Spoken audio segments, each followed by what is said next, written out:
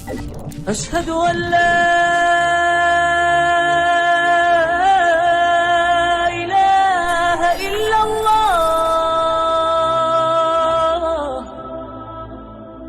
إن الحمد لله نحمده ونستعينه ونستغفره ونعوذ بالله من شرور أنفسنا ومن سيئات أعمالنا.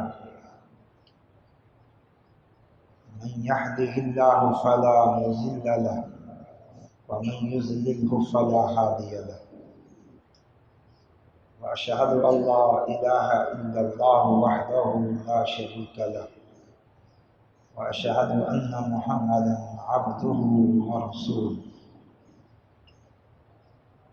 أما بعد فأعوذ بالله من الشيطان الرجيم. يا أيها الذين آمنوا اتقوا الله حق تقاته ولا تموتن إلا وأنتم مسلمون. يا أيها الناس اتقوا ربكم الذي خلقكم من نفس واحدة وخلق منها زوجها وبث منهما رجالا كثيرا ونساء واتقوا الله الذي تساءلون به والأرحام إن الله كان عليكم رقيبا. يا أيها الذين آمنوا اتقوا الله وقولوا قولا سديدا يصلح لكم أعمالكم ويغفر لكم ذنوبكم ومن يطع الله ورسوله فقد فاز فوزا عظيما.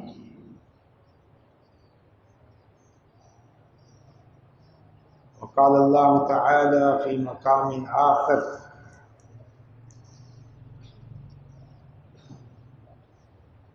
ومن أراد الآخرة وسعى لها سعيها وهو مؤمن فأولئك كان سعيهم مشكورا.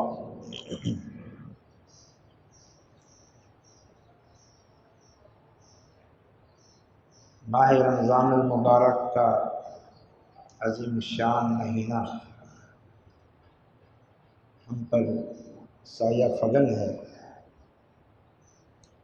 اور ہم اس مبارک مہینے سے گزر رہے ہیں۔ اس مہینے کی اہمیت، قدر و منزلت اور فضیلت سے تمام مسلمان آگاہ ہیں،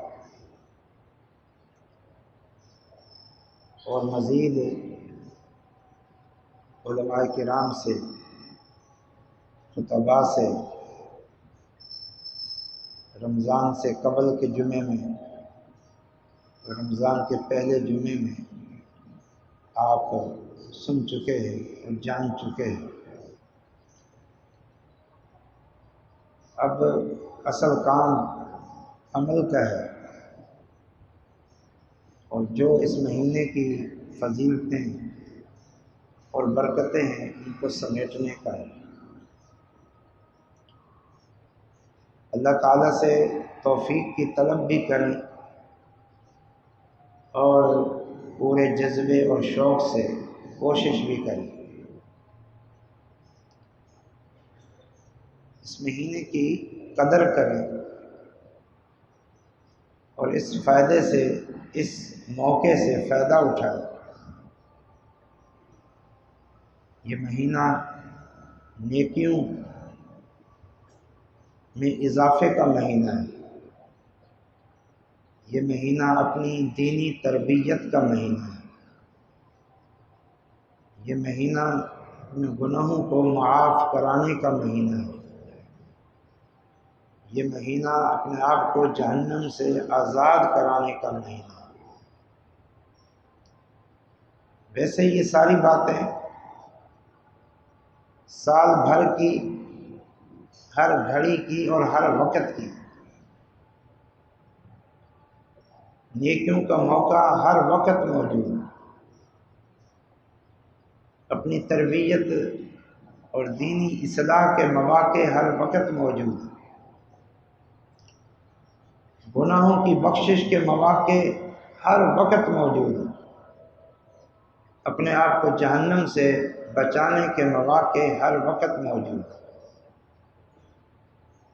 لیکن یہ مہینہ ان امور کے لیے بڑی خصوصیت رکھتا ہے۔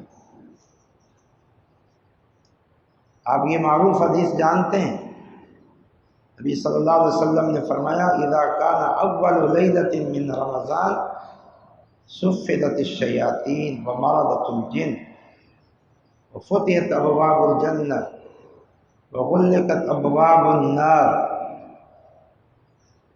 ونادى مناد من السماء یا باغی الخیر اقبل و یا باغی الشر اقصر۔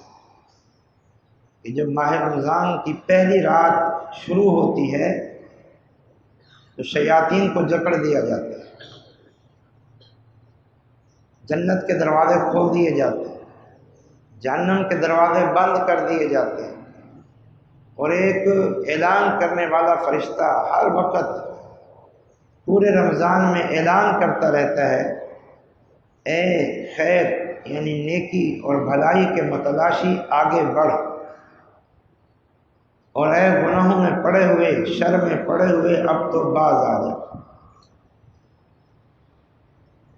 اور نبی صلی اللہ علیہ وسلم کا یہ فرمان بھی وَلِلَّهِ عُتَقَاءُ مِنَ النَّارِ وَذَلِكَ فِي كُلِّ لَيْلَةٍ، کہ ماہ رمضان کی ہر رات اللہ تعالیٰ بہت سو کی گردنوں کو جہنم سے آزاد کرتا ہے۔ اس بات کی دلیل ہے یہ حدیث کہ نیکیوں کے حصول میں، بخشش کے حصول میں، گناہوں سے اپنے آپ کو بچانے میں اور جہنم سے اپنے آپ کو آزاد کرانے میں یہ بہت عظیم شان موقع ہے۔ اور اللہ تعالیٰ نے ہر فرد کے لیے مواقع رکھے ہیں، کوئی ایک عمل نہیں رکھا۔ ہاں فرض تو ہے روزہ، وہ تو فرض ہے، لیکن مزید جو اعمال خیر ہیں وہ کوئی ایک نہیں ہے بلکہ بہت سارے اعمال ہیں، تاکہ جو لوگوں کے اندر مختلف حیثیتیں ہیں، لوگوں کے مختلف معاملات ہیں، تو ہر طبقے کے لوگ ان اعمال کو اختیار کر کے رمضان کی ان برکتوں کو حاصل کریں۔ مثلا قیام اللیل، تراویح، مثلا صدقہ خیرات، سخاوت، مثلا قرآن کی تلاوت، اذکار اور دعائیں۔ اب کوئی شخص کثرت سے صدقہ کرنے کی بہت صلاحیت رکھتا ہے، مال ہے اس کے پاس، وہ ماہ رمضان میں بھی اس نے اپنی فیکٹری کو جاری رکھنا ہے، اپنے کارخانے کو جاری رکھنا ہے، دکان کو اس نے ٹائم دینا ہے۔ اب وہ کثرت سے تلاوت نہیں کر سکتا، کثرت سے اذکار کے لیے وقت نہیں نکال سکتا، تو اس کے لیے اللہ تعالیٰ نے سخاوت کی صورت میں ان ساری فضیلتوں کو حاصل کرنے کا موقع رکھا ہوا کہ تلاوت کے لیے زیادہ ٹائم نہیں، کچھ تلاوت کرو، کچھ اذکار کرو، کچھ دعائیں کرو، ان سے بھی تعلق جوڑو، لیکن زیادہ وقت نہیں ہے، اپنے معاملات کو ٹائم دینا ضروری ہو گیا ہے، ٹھیک ہے پھر کثرت سے صدقہ خیرات کرو۔ اور کسی کے پاس مال نہیں ہے، وہ فارغ ہے، یا چھوٹا موٹا کوئی کام ہے، اپنے کام سے فارغ ہو جاتا ہے، کوئی اس کو تھکاوٹ نہیں ہے اور خوب اس کو وقت ملتا ہے قرآن کی تلاوت کا، اذکار کا، دعاؤں کا، بلکہ وہ شام کے وقت بالکل فریش ہوتا ہے، وہ مزے سے تراویح باجماعت پڑھ سکتا ہے، قیام کر سکتا ہے، اس کے معاملات ہی ایسے ہیں کہ اس کے پاس ٹائم ہے۔ اب اس کے پاس پیسہ اگر نہیں ہے، سخاوت نہیں کر سکتا، تو ان مواقع سے فائدہ اٹھا، اللہ تعالیٰ نے سب کو یکساں مواقع دیے، حتیٰ کہ کوئی مریض ہے، بیمار ہے، بوڑھا ہے، معذور ہے، سرمایہ بھی نہیں اس کے پاس اور ہمت اور طاقت بھی نہیں ہے اس کے پاس، اس کے لیے بھی مواقع موجود ہیں۔ جو صورتیں چھوٹی موٹی اس کو آتی ہیں وہ پڑھتا رہے۔ اذکار میں تو صرف زبان ہلانی پڑتی ہے، لیٹے بیٹھے وہ اذکار کرے، بڑے عظیم الشان اذکار، بڑے اجر و ثواب کے حامل اذکار۔ دعائیں کرنے میں کیا چیز مانے؟ لیٹے لیٹے دعائیں کرتا رہے۔ دعائیں کرنے کے لیے کوئی ہاتھ اٹھانا کوئی دعا کا لازمی حصہ نہیں ہے کہ اس کے بغیر دعا قبول نہیں ہوگی۔ دعائیں کرتا رہے، قرآن سنتا رہے۔ آج کل تو بڑے مواقع ہیں، ریکارڈنگ گھر میں لگی ہوئی ہے اور وہ لیٹا ہوا ہے، معذور ہے، بیٹھا ہوا ہے اور قرآن سن رہا ہے، تلاوت سن رہا ہے، ترجمہ سن رہا ہے، تفسیر سن رہا ہے۔ کوئی ایسا نہیں ہے کہ اللہ تعالیٰ نے اس کے لیے موقع نہ رکھا۔ یہ تو ہم لوگ ہیں، کہتے ہیں کہ ہمارے پاس مال نہیں ہے، اب ہم کیا کریں؟ کوئی کہتا ہے میرے پاس مصروفیت ہے، فراغت نہیں ہے، تو میں کیا کروں؟ اللہ نے مواقع سب کو دی، تو پھر اس ماہ رمضان سے سب فائدہ اٹھا۔ خواتین کو خاص طور پر نصیحت کروں گا کہ دین کے معاملے میں، نیکی میں، عبادات میں، افعال خیر میں خواتین بہت پیچھے، بہت غفلت کا شکار، اور انہوں نے اس مہینے کو بھی غفلت کا ہی کیا ہوا۔ بہت زیادہ اہتمام سحری کا، افطاری کا، کھانے پینے کا، افطار دعوتوں کا، اور پھر عید کی تیاری کا، خریداری کا، بازاروں میں گھومنے پھرنے کا معاملہ بنایا ہو۔ اپنے آپ کو محروم نہ کرو، تمہارے لیے بھی میدان کھلا ہے، ان مواقع سے فائدہ اٹھاؤ۔ اور گھر کے افراد کی، ذمہ داران کی بھی یہ ذمہ داری ہے کہ وہ خواتین کو رمضان میں صرف ان کھانے پینے اور عید کی تیاری اور گھر کی بناوٹ اور سجاوٹ کے کاموں میں نہ لگا دیں، بلکہ ان کو خوب مواقع عطا فرمائیں، خوب ان کے موقع دیں ان کو کہ وہ بھی ان سارے امور خیر سے اپنا تعلق جوڑیں۔ انہیں بھی چاہیے کہ وہ بھی صدقہ کریں، قرآن کی تلاوت کریں، اذکار کریں،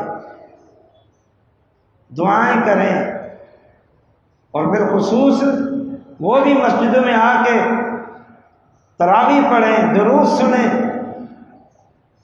سب ان مواقع سے فائدہ اٹھائیں۔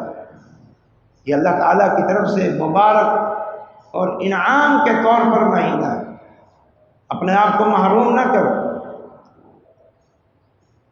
آخرت کے طلبگار بنو، اور یہ مہینہ آخرت کمانے کا مہینہ، بخشش کا مہینہ، جہنم سے آزادی کا مہینہ اور کثرت اعمال کا مہینہ۔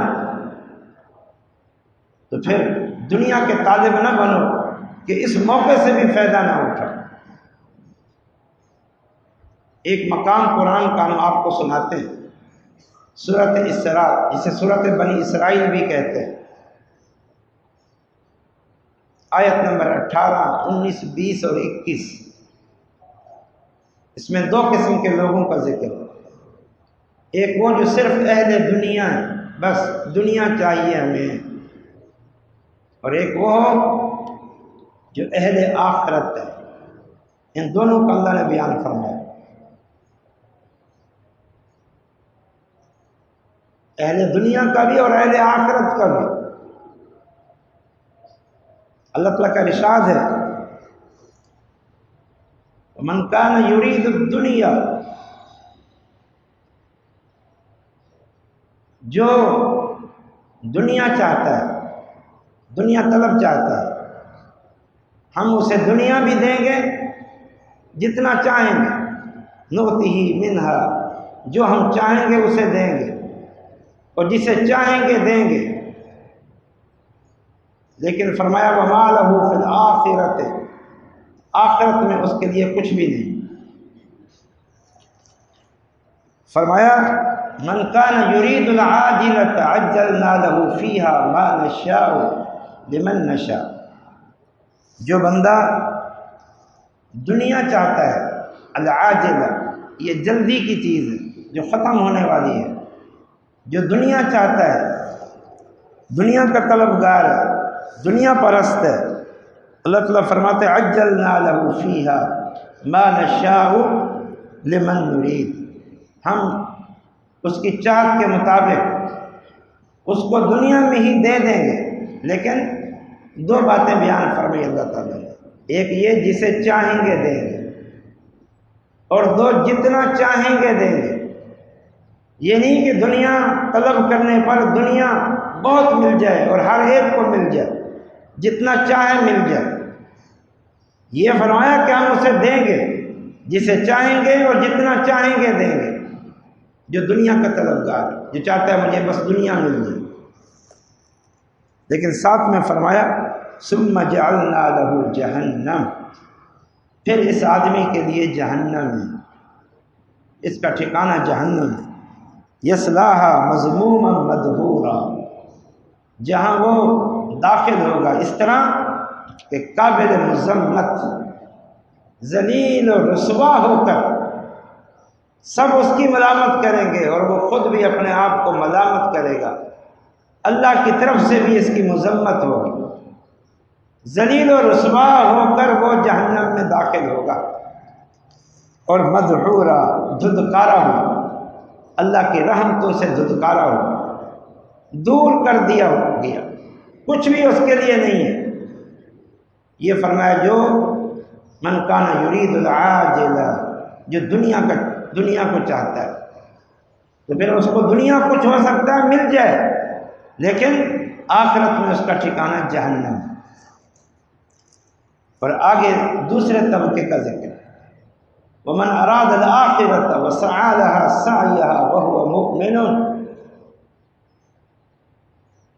جو بندہ آخرت کی کوشش کرتا ہے، ومن اراد الآخرہ، آخرت کا طلبگار ہے کہ مجھے جنت مل جائے، درجات علا مل جائیں، وہ اس کا طلبگار ہے، اس کا متلاشی ہے، وسعى لها سعيها، اور ساتھ میں وہ کوشش بھی کرتا ہے، وہ کوشش جو آخرت کے شایان شان ہے، وہ کوشش جو آخرت کے لائق ہے، وہ کوشش کرتا ہے، اپنی مرضی کی نہیں، ٹوٹی پھوٹی نہیں، یا ایسی کوشش نہیں جو اللہ کے یہاں مقبول نہیں ہے۔ ایک تو آخرت کا طلبگار ہے اور دوسرا کوشش بھی کرتا ہے۔ آخرت کے طلبگاری میں دو باتیں ہیں، ایک یہ کہ فکر آخرت، اور ایک یہ کہ اخلاص، آخرت چاہتا ہے، بس مجھے آخرت کا اجر چاہیے، اللہ کی رضا چاہیے، جنت چاہیے، جہنم سے بچنا چاہتا ہوں، اور کچھ نہیں چاہیے۔ وسعى لها سعيها، اور کوشش وہ کرتا ہے جو آخرت کے شایان شان ہے۔ آخرت کے شایان شان جو کوشش ہے وہ کیا ہے؟ شریعت پر عمل، دین پر عمل، سنت پر عمل، شرک نہیں، بدعات نہیں، مرضی کا عمل نہیں ہے۔ تو فرمایا جو آخرت چاہتا ہے اور آخرت کے شایان شان جو کوشش ہے وہ کرتا ہے، اس کے لیے کیا ہے؟ لیکن ساتھ میں ایک شرط بتائی، وہ ہوا مؤمن، ساتھ میں وہ مومن بھی ہو، یعنی عمل ہو، اور عمل سے پہلے ایمان ہو، یعنی ایمان اور عمل صالح ہو۔ یہ بھی بتا دیا کہ آخرت کی کوشش ایمان اور عمل صالح ہے، آخرت کی کوشش ایمان اور عمل صالح ہے۔ جو یہ آخرت کی کوشش کرتا ہے اس کے لیے کیا ہے؟ فرمایا فَأُولَٰئِكَ كَانَ سَعْيُهُمْ مَشْكُورًا، اللہ تعالیٰ فرماتا ہے یہ وہ طبقہ ہے، یہ وہ لوگ ہیں جن کی کوششوں کی اللہ کے ہاں قدر کی جائے گی۔ سبحان اللہ، مشکورا، ان کی کوششیں مشکور ہیں، اللہ کے یہاں قدر کی جائیں گی۔ اللہ تعالیٰ کے ناموں میں سے ایک نام ہے شکور، جس کا معنی ہے قدردان، اور قدردان کا مطلب اپنے نیک بندوں کی قدر کرتا ہے، ان کی محنتوں، کوششوں اور اعمال کی، ان کے ایمان کی، اس ساری محنتوں کی وہ کوشش، وہ قدر کو فرماتا ہے۔ اور قدر اس طرح فرماتا ہے کہ ان کو صرف اجر ہی نہیں بلکہ بڑھا چڑھا کر اجر عطا فرماتا ہے۔ اب یہ دو طبقے ہو گئے، وہ جو صرف آخرت کے طلبگار اور وہ جو صرف دنیا کے طلبگار۔ اللہ تعالیٰ نے یہی بات قرآن مجید میں اور بھی بہت ساری جگہوں پہ بیان فرمائی۔ مثلا سورۃ ہود میں فرمایا من کان یرید الحیات الدنیا وزینتها نوفی الیہم اعمالهم فیہا وہم فیہا لا ينقصون اولئک الذین لیس لهم فی الآخرۃ الا النار وحبط ما صنعوا وباطل ما كانوا یعملون۔ یہی ملتا جلتا موضوع ہے۔ فرمایا وہ لوگ من کان یرید حیات الدنیا وزینتها، جو دنیا کی زندگی کیا عیش چاہتے ہیں اور دنیا کی زیب و زینت چاہتے ہیں بس، اور اسی کے لیے کوشش کرتے ہیں، اللہ تعالیٰ فرماتا ہے نوفی الیہم اعمالہم فیہا، ہم ان کے جو چند چھوٹے چھوٹے اعمال ہیں، تھوڑے بہت اعمال ہیں، اعمال خیر، کوئی صدقہ، کوئی صلہ رحمی، کوئی لوگوں کے ساتھ بھلائی، کوئی رفاہی کام، تو فرمایا کہ ہم ان کی جزا بھی ان کو دنیا میں دے دیں گے۔ ان اعمال کے پیچھے ان کی طلب آخرت نہیں ہوتی، آخرت کی طلب ہوتی تو پھر فرائض بھی ادا کرتے، نماز بھی پڑھتے، ایمان کو بھی اختیار کرتے، تعلق باللہ بھی قائم کرتے، حقوق اللہ بھی ادا کرتے۔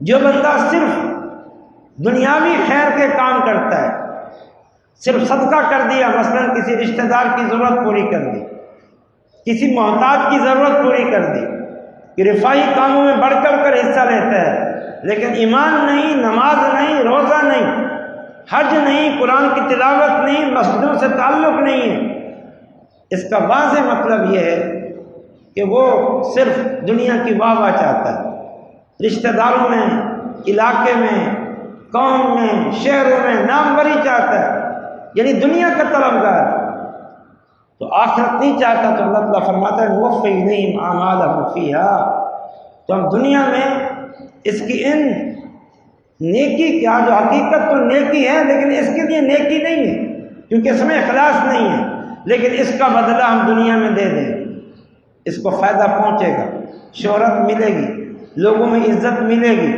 اور دنیاوی کام اس کے سمر جائیں گے، لیکن کیا فرمایا وما لہ فی الآخرۃ من خلاق، آخرت میں ان کے لیے کچھ بھی نہیں، وحبط ما صنعوا وباطل ما كانوا یعملون، یہ جو دنیاوی کچھ اچھائی کے کام ہیں سب ضائع ہو جائیں گے۔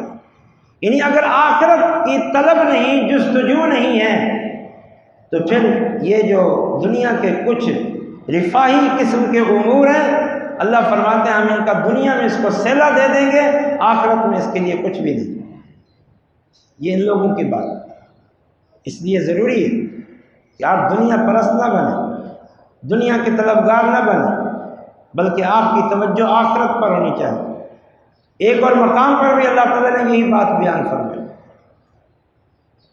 یہ سورۃ شورى کے اندر، سورۃ شورى، اللہ تعالیٰ نے فرمایا من کان یرید حرث الآخرۃ نزد لہ فی حرثہ ومن کان یرید حرث الدنیا نؤتہ منہا وما لہ فی الآخرۃ من نصیب۔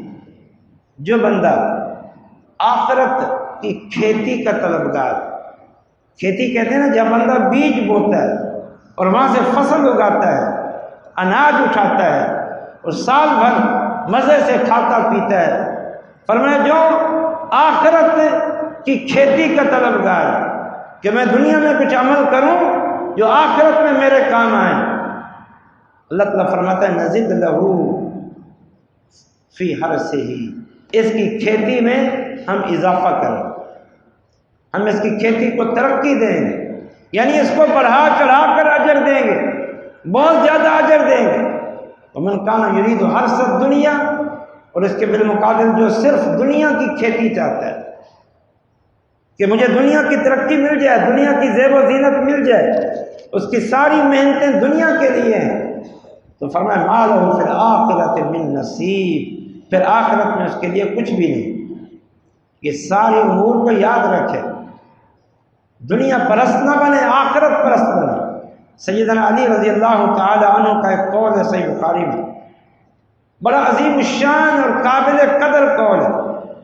فرماتے ہیں لوگوں، ادبرت الدنیا مدبرۃ واقبلت الآخرۃ مقبلۃ ولکل منہما بنون فکونوا من ابناء الآخرۃ ولا تکونوا من ابناء الدنیا اليوم عمل ولا جزاء وغدا جزاء ولا عمل۔ بڑا عظیم الشان قول نصیحت سے بھرا ہوا سیدنا علی رضی اللہ تعالیٰ عنہ کا۔ وہ کہتے تھے لوگوں کو کہ لوگوں، یہ دنیا دم دبائے اپنے اختتام کی طرف چلے جا رہی ہے، یہ اختتام کی طرف جا رہی ہے، پیٹھ پھیر کے اپنے اختتام کی اور فنا کی طرف جا رہی ہے، اور آخرت اس کے پیچھے ہمیشہ ہمیشہ رہنے کے لیے اور قائم ہونے کے لیے آ رہی ہے، آ رہی ہے، بس آئی اور آئی۔ یہ دو جہان ہیں، یہ دو جہان ہیں۔ دنیا اختتام کو جا رہی ہے، آخرت ہمیشہ رہنے کے لیے آ رہی ہے۔ وَلِكُلٍّ مِّنْهُمَا بَنُونَ، اور فرمایا ہم دیکھتے ہیں کہ دنیا کے اندر دو قسم کے طبقے ہیں، کچھ اس دنیا کے بیٹے ہیں، کچھ اس آخرت کے بیٹے ہیں، کچھ دنیا کے طلبگار ہیں، کچھ آخرت کے طلبگار ہیں، کچھ دنیا پرست ہیں، کچھ آخرت پرست ہیں، کچھ کو صرف دنیا کی فکر ہے اور کچھ کو دنیا کے ساتھ آخرت کی بھی فکر ہے۔ ہر ایک کے بیٹے ہیں، دنیا کے بھی بیٹے ہیں، آخرت کے بھی بیٹے ہیں۔ اور کیا فرمایا، نصیحت کیا کی، کونوا من ابناء الآخرہ ولا تکونوا من ابناء الدنیا۔ لوگوں، عقل مند بنو، دانا بنو، سمجھدار بنو، آخرت کے بیٹے بنو، دنیا کے بیٹے نہ بنو۔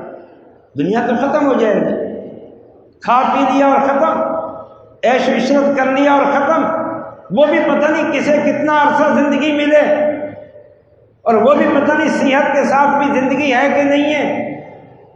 آخرت آنے والی ہے، ایک تو ہمیشہ، اور پھر جو نعمتیں وہاں کی ہیں وہ ہمیشہ کی ہیں۔ عقل مند اور دانا بنو، دنیا کے بیٹے نہ بنو، آخرت کے بیٹے بنو، دنیا پرست نہ بنو، آخرت پرست بنو۔ یہی بات ایک مرفوع حدیث میں بھی موجود ہے، مرفوع حدیث میں، جس میں نبی صلی اللہ علیہ وسلم نے جناب عبداللہ بن عمر رضی اللہ تعالی عنہ کا کے کندھے پر ہاتھ رکھ کے ان کو جھنجھوڑا، ان کو متوجہ کیا اور فرمایا، یا ابن عمر کن فی الدنیا کأنک غریب او عابر سبیل، ہو جا دنیا میں جیسے کوئی مسافر اور اجنبی ہوتا ہے یا کوئی راہ گزر ہوتا ہے۔ صحیح بخاری کی حدیث ہے، اللہ کے رسول صلی اللہ علیہ وسلم کی نصیحت ہے، ہو جا دنیا میں جیسے کوئی مسافر اور اجنبی ہوتا ہے۔ یعنی بہت زیادہ دنیا کی ہوس، حرص، دنیا جمع کرنے کا جذبہ نہیں ہونا چاہیے۔ ایسا جذبہ خاص طور پر جو انسان کو دین سے غافل کر دے، دین سے دور کر دے، یہ لوگ قطعاً قابل تعریف نہیں ہیں۔ اللہ تعالیٰ نے ایک مقام پہ فرمایا، رجال لا تلہیہم تجارۃ ولا بیع عن ذکر اللہ وإقام الصلاة وإیتاء الزکاة یخافون یوما تتقلب فیہ القلوب والابصار۔ اللہ تعالیٰ فرماتا ہے کہ یہ جو مسجدیں ہیں، مسجدیں، ان مسجدوں میں ایسے لوگ آتے ہیں، ایسے لوگ آتے ہیں اللہ کی عبادت کے لیے کہ وہ صحیح معنوں میں رجال ہیں، مرد ہیں، صحیح معنوں میں۔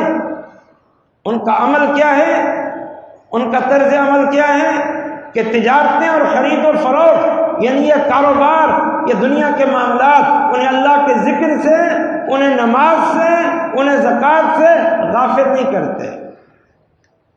تو قابل تعریف بات یہ ہے کہ انسان آخرت کو تھامے رکھے، دنیا کی خاطر آخرت کو جانے نہ دے، یہ اصل قابل تعریف بات ہے۔ اس بات پر بہت کم لوگ، ایک اور مقام پہ اللہ تعالیٰ نے فرمایا دنیا میں کچھ لوگ ایسے ہیں جو کہتے ہیں ربنا آتنا فی الدنیا حسنۃ، اے اللہ ہمیں دنیا دے دے، بس دنیا دے دے، دنیا دے دے۔ اللہ تعالیٰ فرماتا ہے وما لہ فی الآخرۃ من نصیب، پھر ان کے لیے آخرت میں کچھ نہیں، کیونکہ انہوں نے مانگی ہی دنیا، چاہی ہی دنیا، کوشش ہی دنیا کے لیے تھی۔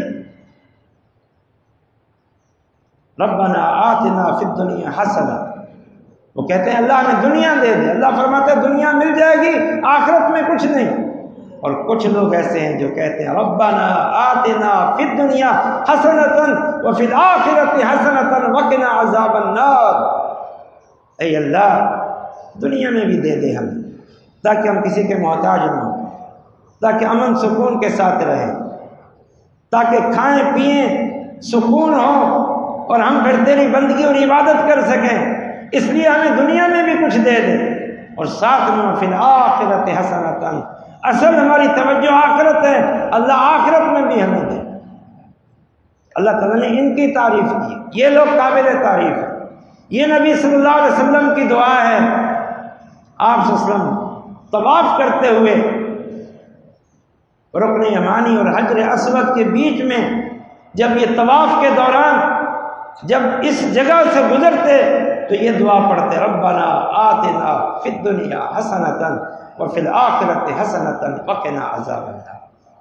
بات یہ ہو رہی تھی کہ نبی صلی اللہ علیہ وسلم نے ابن عمر سے کہا کن فی الدنیا کأنک غریب عابر سبیل، اور پھر اس نصیحت کو ابن عمر نے ایسا پلو سے باندھا، ایسا دل و دماغ میں بٹھایا، اپنے دوستوں کو، ساتھیوں کو، شاگردوں کو اپنے واعظ میں، اپنے نصیحت میں پہلے اللہ کے نبی صلی اللہ علیہ وسلم کی یہ نصیحت جو آپ نے ان کو کی وہ بتاتے کہ مجھے اللہ کے رسول نے یہ نصیحت کی تھی، اور پھر لوگوں کو کہتے لوگوں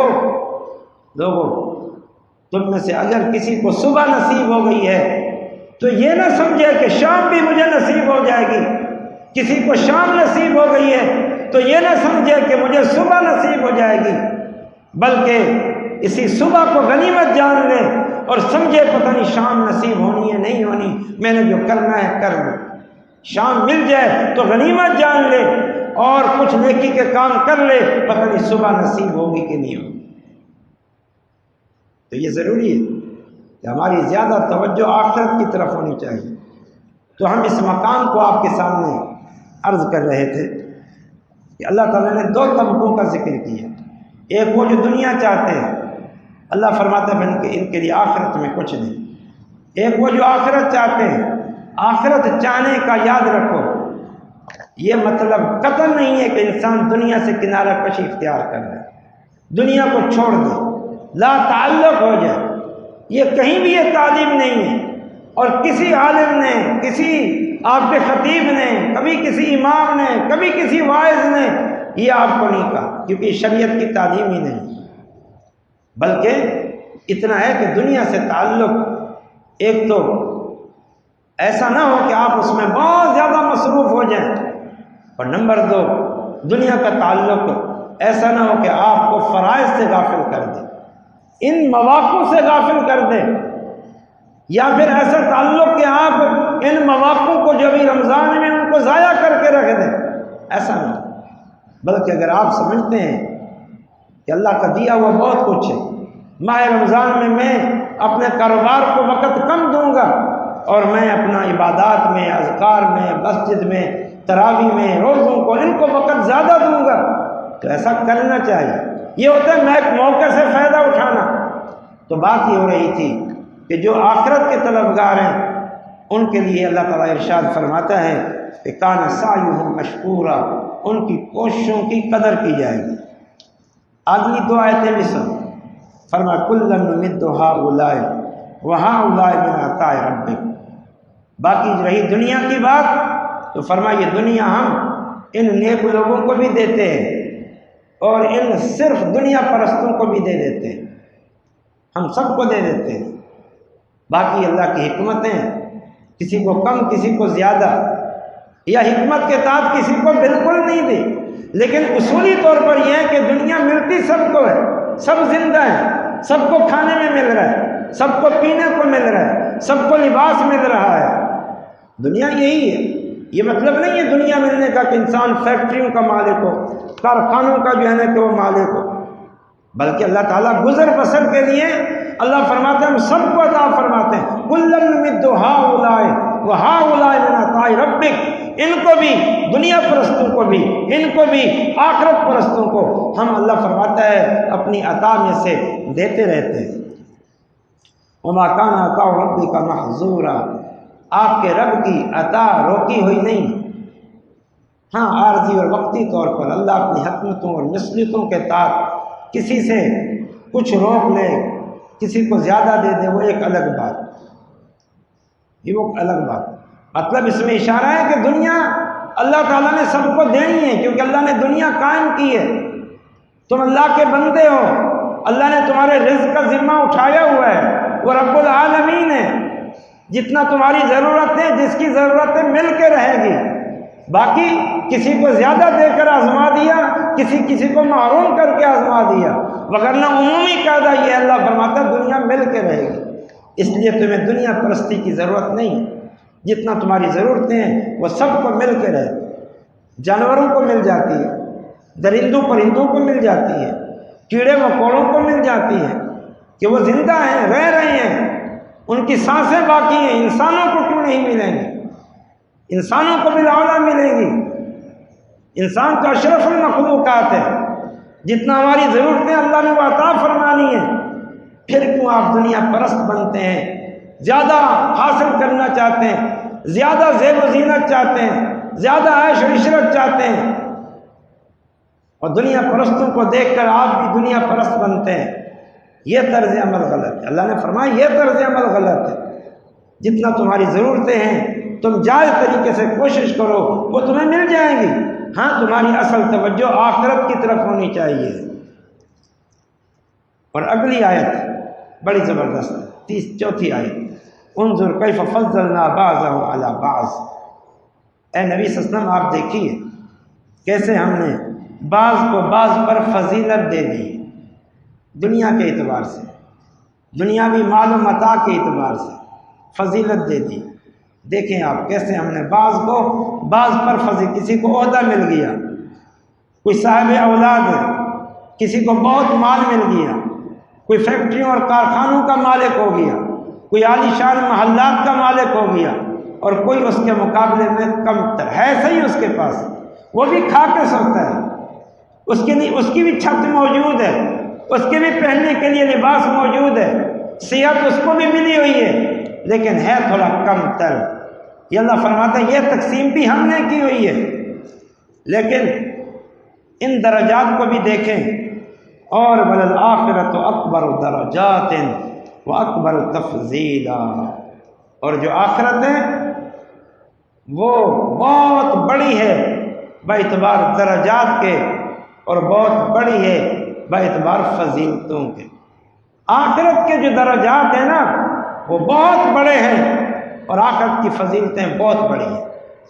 یہ درجات اور فضیلتیں دو اعتبار سے، ایک اس اعتبار سے کہ آخرت کے درجے اور فضیلتیں کیا ہیں، ایک طبقہ جہنم میں اور ایک طبقہ جنت میں، کچھ انسان جنت میں اور کچھ جہنم میں۔ یہ ہے اصل درجہ، یہ ہے اصل درجہ، یہ ہے اصل فضیلت۔ اصل درجہ یہ ہے کہ کسی کو جنت مل جائے جہنمیوں کے مقابلے میں، اسے درجہ ملا ہے۔ اصل فضیلت یہ ہے کہ کسی کو جنت مل جائے جہنمیوں کے مقابلے میں، یہ صاحب فضیلت ہے۔ دنیا میں کسی کے پاس حسن ہے، مال ہے، دولت ہے، قوت ہے، طاقت ہے، عظمت ہے، اور کوئی ان چیزوں سے اس حد تک محروم ہے، تو یہ کوئی اتنا بڑا درجہ اور بڑی فضیلت نہیں ہے، یہ عارضی اور وقتی انتظامی معاملات ہیں، انتظامی معاملات۔ اصل درجے آخرت کے ہیں، اصل فضیلتیں آخرت کی ہیں، کہاں جہنم اور کہاں جنت ہے، ایک بات۔ اور دوسری، یہ اہل جنت کو کہا جا رہا ہے کہ اے لوگوں، دنیا میں تم درجات چاہتے ہو، درجات، ٹھیک ہے، کھانے پینے پہننے کو تو مل رہا ہے، لیکن ساتھ میں چاہتے ہو کہ بہت اعلیٰ کھانا ہو، بہت اعلیٰ پہناوا ہو، بہت اعلیٰ رہائش ہو، بہت اعلیٰ سہولیات ہو، ہر چیز وافر مقدار میں اتم اور اکمل طریقے سے موجود ہو، یہ درجات کی بلندی چاہتے ہو۔ تو فرمایا اصل درجات تو جنت میں، اصل درجات تو جنت کے ہیں، درجات علا، ان کے طلبکار کیوں نہیں بنتے؟ جب دنیا کی آخرت کی بات آتی ہے، چلو یار جنت میں چلے جائیں گے نا، فرض ادا کر رہے ہیں، گناہوں سے بچے ہوئے ہیں، مولوی صاحب جنت میں جانے کے لیے اتنا کافی ہے نا؟ جی ہاں کافی ہے، انشاءاللہ کافی ہے۔ لیکن یہاں کیوں نہیں سوچتے کہ یہ پوچھو نا صحابہ کی طرح افضل عمل کیا ہے، فضیلت والا عمل کیا ہے، بہت بڑا نیکی کا عمل کیا ہے، فرض کے علاوہ کیا عمل کروں، فرض کے علاوہ کیا عمل کروں؟ صحابہ میں تو یہ درجات علا کی طلب اور طلب تھی، اس طرف کیوں نہیں توجہ دیتے؟ تو آخرت کے درجات علا کو حاصل کرنے کی کوشش کرو۔ ان نیک اعمال کی جو برکتیں ہیں ان میں سے ایک برکت یہی ہے کہ جتنا عمل زیادہ ہوں گے، ایک عمل کی کثرت نیکیوں پر بھاری، جنت کا داخلہ۔ نمبر 2، عمل کی کثرت سے درجات بلند، اور نمبر 3، عمل کی کثرت سے انسان اللہ کا مقرب بندہ بنتا ہے۔ تو یہ پھر گناہوں کی بخشش ہوتی ہے، جہنم سے آزادی ملتی ہے۔ تو آئیے اس مہینے میں خوب محنت کیجیے، اللہ تعالیٰ نے جس کو جو موقع دیا ہے اس موقع سے خوب فائدہ اٹھائے۔ خاص طور پر جو ہمارے اہل سربت حضرات ہیں، ان کو یہ چند لمحوں کی نصیحت کروں گا کہ وہ اس موقع پر بالخصوص مدارس اور مساجد، علماء اور طلباء کی سرپرستی کا حق ادا کریں۔ آج کے دور میں اس دین کی خدمت اور دین کے پھیلاؤ اور دین کے خلاف جو سازشیں ہو رہی ہیں، اس کی تردید اور تفنید میں جو اصل کردار ہے وہ علماء، طلباء کے مساجد اور مدارس کا ہے۔ ان کی سرپرستی کریں، مسجدیں بنوائیں، مدارس قائم کریں، ان کی سرپرستی کریں۔ اللہ نے جس طرح آپ کو بے حساب دیا ہے، آپ بھی اسی طرح بے حساب خرچ کریں۔ آپ کو یہ موقع ملا ہے دین کی خدمت کا، اجر و ثواب کمانے کا، ضرور فائدہ اٹھائیں۔ اللہ پاک ہمیں اس مہینے کا حق ادا کرنے کی توفیق عطا فرمائے، زیادہ سے زیادہ اعمال صالحہ کی توفیق عطا فرمائے، اور اللہ تعالیٰ انہیں قبول فرمائے۔ اقول قولی ھذا وآخر دعوانا الحمد للہ۔